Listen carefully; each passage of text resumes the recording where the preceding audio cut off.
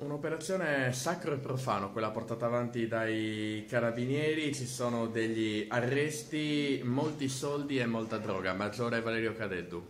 Sì, l'operazione odierna, sacro e profano appunto, ha consentito di assicurare alla giustizia in data odierna tre personaggi di spicco nel traffico delle sostanze stupefacenti, traffico internazionale in questo caso, atteso che il riscontro principale di questa operazione consentì nel luglio del 2014 di sequestrare 244 kg di hashish contenuti nascosti in un autoarticolato che dalla Spagna, da Barcellona, sbarcò a Porto Torres e fu intercettato qua a Quartu dai militari del NORM della compagnia.